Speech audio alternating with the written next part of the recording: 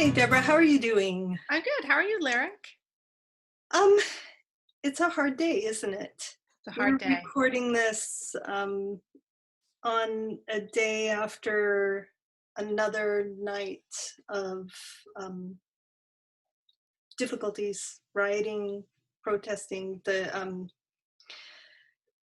I am right with all the people who are protesting and just asking for peace, and they're asking for justice. And Yeah, and change.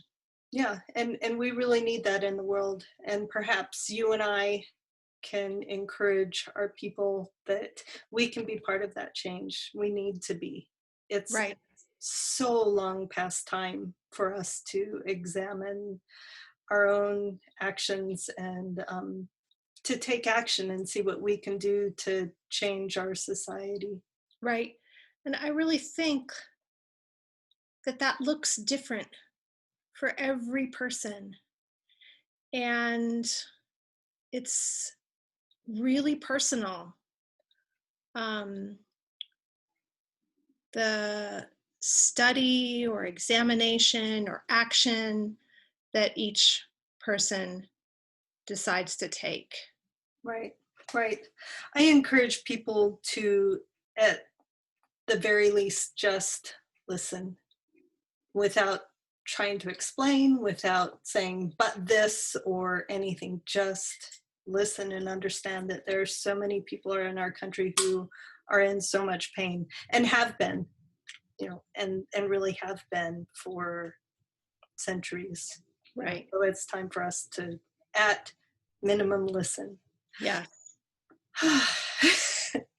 Aside from that, Yeah. how are you doing? How have you been during this long time of lockdown, my friend?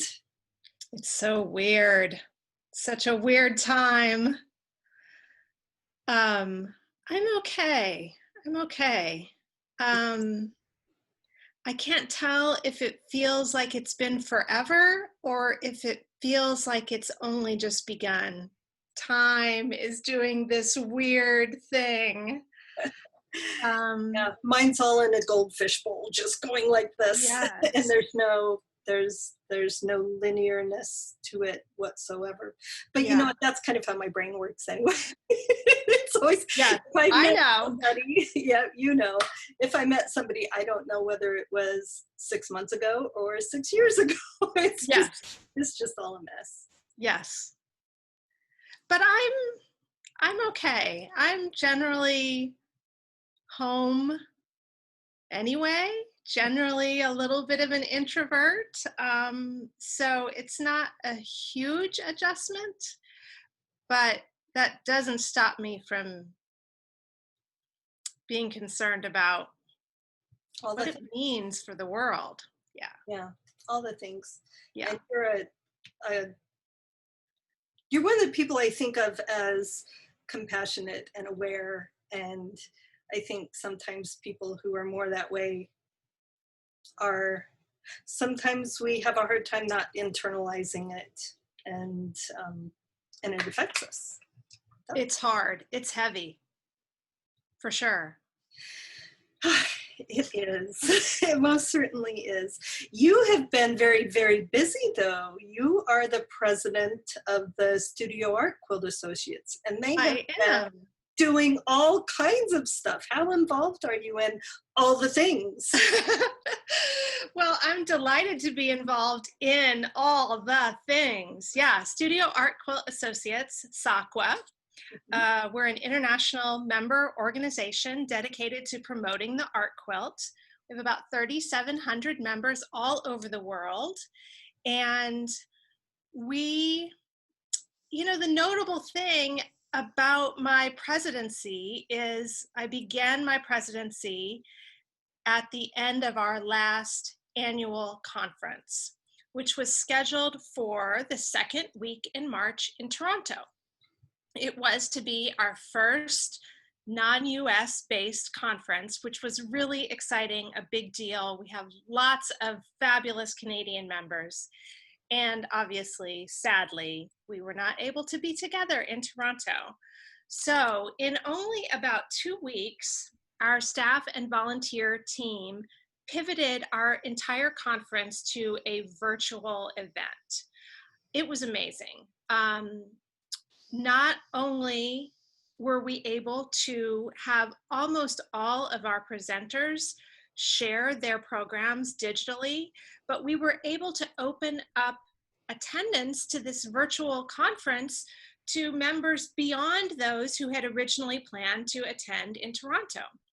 So we had probably close to 300 people registered for our virtual conference. Normally, we have about 200 attend the in-person events. And we just went for it, and our members went for it, and we logged on, and we used Zoom, and we were in the breakout rooms, and we shared our screens, and it was really just amazing. I heard And nothing but really, really, really wonderful experiences. People were so relieved that they could do something. right, Nothing will ever replace the in-person being in the same room together. nothing. But instead of nothing, SAQA provided an amazing thing. Yeah, it was great. So then, following the excitement and momentum that we had being together virtually at the conference, we decided to hold weekly live chats, which were another opportunity for SAQA members to be together virtually. We had those every Friday during all of April and May. And I moderated all the ones in April, and then we had some other board members moderate some of the May live chat sessions. And we each just picked a theme or a topic, and the moderator shared a little bit about that particular topic with all of the attendees. We had 50 to 60 attendees. So talked about how that particular idea came into play in our own personal creative lives. And then we had some prompt questions for attendees to consider. And then we used the Zoom breakout rooms to break up into groups of 9 or 10-ish. Mhm. And then we had 15 to 20 minutes in those breakout rooms for those 9 or 10 SAQA members to talk about that topic. And it was just great. And then we did in each live chat 2 rounds of breakout sessions. So we got to meet new people from all over the world. We chose different times for each of the live chats so that we could be sure that some of our members in, say, Australia would be able to attend some of them, and some of our times were more friendly for our European members. I was in a breakout session one time with, I think, representatives from 4 different countries. Probably US, Canada, Argentina, and Alicia Merritt often came, and I think she's in the UK. So that's pretty amazing. It is pretty amazing, isn't it? And that's always been one of my very favorite things about the whole quilt world. Going to Houston, SAQA meetings, all those things is just this common love of creativity and textiles all over the world, Right. and meeting amazing artists from all over the world. It's the best. Yeah. It was really fun. And so we're continuing those live chats on the 4th Friday of the month. Weekly seemed, we were ready to wrap up the weekly schedule, and people are feeling a little bit less isolated and locked down in the US, at least. A lot of places are coming out of stay-at-home orders, and a monthly live chat seemed like a good schedule. Though And there's always, go ahead. A lot of us are getting some things back together in our lives too. So Right. we're not sitting around wishing we were doing things. Exactly, yes. But there's tons of other activities that SAQA offers, obviously, beyond just a monthly chat session, exhibitions and lots of educational programming, webinars, interviews, tons and tons of video resources. We just launched our brand new, beautiful website, which is full of beautiful exhibitions, imagery from all our many exhibitions. Our exhibitions are really our cornerstone project that we do, but we do lots of other stuff too, including publishing. And so there's lots going on. So many things. Have you been able to work on any personal projects during this time? Yeah, I've done a little bit of, I completed 2 quilts. I have another quilt in the works. One of the quilts that I completed, I was cleaning my studio. This was early in the lockdown. And, you know, I felt sometimes you feel like the only thing you can do is straighten, rearrange. Yes. And I was moving some stuff from one drawer to another. And I was emptying out a drawer and I found this UFO. I had begun in 2016 and it had been folded up and waiting in that drawer because it was definitely not working. And I clearly had just needed to fold it up and put it away. But I unfolded it and I pinned it up on my design wall, and it had some interesting things happening. And I was eager to do some creative work, but I didn't have the clarity to start from the blank page, the metaphorical or literal blank page. So to have this in progress work that I could just jump into, that, you know, the bar was really low. What's the worst that could happen? It's already been in a drawer for 4 years. So all of my work is raw edge fused applique. So before it's quilted and before it gets its final ironing down, the fused pieces can pretty easily be peeled off. So I peeled off several misguided lines and colors of this UFO, and I trimmed it up in some areas and extended it in other areas. And I've been doing a lot of quilts. I call my work art quilt collage. I've been doing a lot of art quilt collages with ladders. As you can see, this piece behind me has these 2 big ladders on it. So I took that UFO and I added a ladder, and it was enjoyable to work on. And I was able to actually take it all the way to finished. It's finished. So that was insightful quarantine creative activity. Sometimes in fact, almost all the times, if you don't have an idea already to start with, if you give yourself a tiny little box to live in, to begin. Oh, totally. It's so much easier to come up with a creative idea. I mean, if you're looking at a blank canvas, I don't know what to do. But if you have like the word tree and the color red, and totally. Those 2 things, I'm going to work with those 2 things. You can go wherever else you want after you start, but giving yourself a little place to begin makes it so much easier to begin. I totally agree. I call them parameters. Right. I give myself parameters because otherwise the possibilities are endless and you're paralyzed by options. Right. Right, absolutely. I'm going to do a thing. Yes, all right. So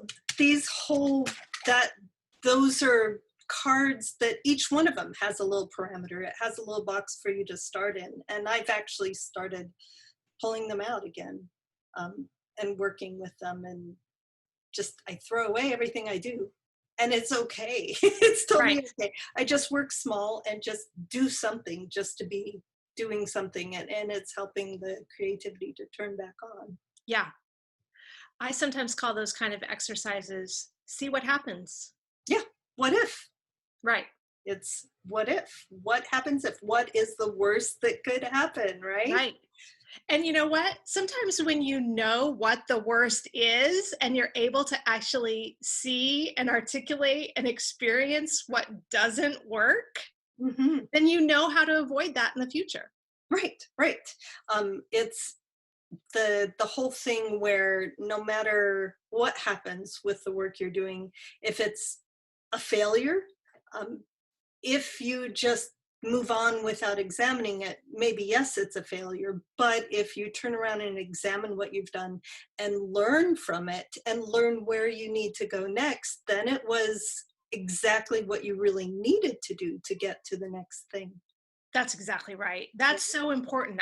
I talk about that a lot in my workshops is examining and thinking clearly about what you like, what you don't like, getting practice with articulating exactly what you like and what you don't like. You and I preach the same sermon in our classes all the time. We have the same soapbox, I'm sure. Yes, Yeah. totally. Deborah, is there anything you want to say to our people before we end? Oh. No pressure. um, I always write in my when I'm signing books. I always write, "It's a great day to start," with the art in start. So it's a great day to start, and I think that really can apply to anything, not just art. And Right. starting doesn't mean finishing. It just means starting. A step on the journey. Right. That's all. And my books, I write. I can't remember what something about enjoy the creative journey you're on. Basically saying that, and Yeah. it's the same thing. You have to put one foot there and then continue, and it's a beautiful, wonderful, joyful way to see the world as an artist, to have this lens to look through and to find the beauty and the important things, and to be able to send our message out visually. Right. um, so yeah, start and Start. enjoy the journey. And Yes. what's the worst that could happen? It's true. No It's worse true. than just standing in one place, that's for Right. sure. All right. Exactly. I love you, Deborah. Thank you for taking time to My pleasure. Thank you. take care. Bye bye.